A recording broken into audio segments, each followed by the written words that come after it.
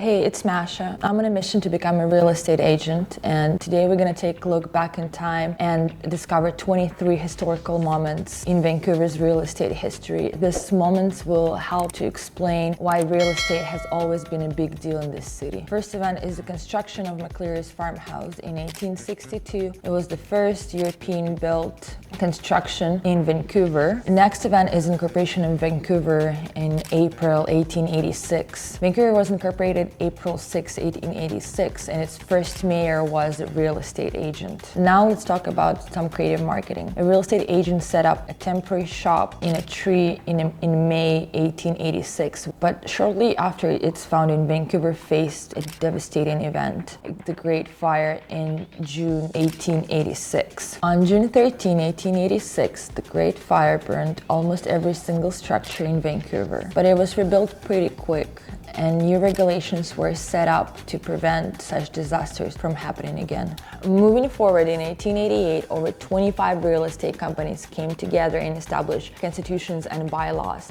Unfortunately, 3 months later, it collapsed due to disputes over commissions for non-members. 3 decades later, in 1919, 10 real estate companies set up Vancouver Real Estate Exchange, which later transformed into Vancouver Real Estate Board, which is now known as Real Estate Board of Greater Vancouver. In 1920, the province introduced Real Estate Licensing Act, thanks to Vancouver Real Estate Exchange. This act set up minimum practice standards for licensed individuals. Let's fast forward to 1930 when Marine Building opened its doors. It was the tallest building in British Empire by the time of its completion. Despite the fact it faced bankruptcy during Great Depression, it is now worth $90 million. And speaking of iconic buildings, in 1939, Vancouver saw the third incarnation of Hotel Vancouver. It took a staggering 18 years to build, primarily due to the challenges posed by the Great Depression, costing $12 million. The 1950s brought innovation into the real estate industry. Vancouver Real Estate Board set up corporate listing bureau in 1950, which is now known as Multiple Listing Service. After 7 years of deliberation by elected members of Vancouver Real Estate Board, the Real Estate Act was passed in 1958. This was a significant milestone in regulating the industry and ensuring ethical practices. Now fast forward to 1980-1990, a period marked by unfamous Leaky condo crisis. Tens of thousands of condos began leaking prematurely, leading to a provincial inquiry and a staggering $4 billion in damage. It forced the most expensive and most costly reconstruction of housing stock in Canadian history. 1983, BC Place opened its doors, giving Vancouver a downtown multi-purpose stadium with the largest air-supported roof. However, as condos sprang up nearby, residents began to complain about the stadium lights and noise, highlighting the ever-evolving challenges of the city planning. The mid-1980s brought a significant policy shift in Vancouver. In 1986, the City of Vancouver introduced Living First policy, designed to create more residential buildings downtown. In 1988, a historic deal unfolded as Chinese billionaire ka-shing acquired to buy lands used for Expo 86. This was an unprecedented deal in the history of Vancouver real estate, arguably leading to an increase in foreign investors flocking to the city. Jumping ahead to the 21st century, in July 2009, Vancouver City Council adopted laneway house regulations. Just a year later, Vancouver faced another real estate challenge. Over 1,000 units built for the 2010 Winter Olympics were plagued with the problems almost from the start. Building was behind schedule, developers went bankrupt, and the city almost ended up millions of dollars down. On a brighter note, in 2009, Shangri-La Hotel and residential apartments were the tallest building in Vancouver. The Shangri-La cost around $350 million and features 307 residential units. The 2010s brought significant milestones in Vancouver real estate market. In 2010, as Vancouver real estate market continued to skyrocket, the average price of a detached home in the city finally reached the million mark. In 2016, Vancouver faced a real estate scandal. Reports emerged that some realtors were engaging in shadow flipping, selling a contract for a property at a higher price before a sale closed, earning themselves commission each time the home home or contract sold. Public outcry led to the end of self-regulations for the real estate industry and increased fines for realtors breaking rules. Amid claims that foreign investors were driving up the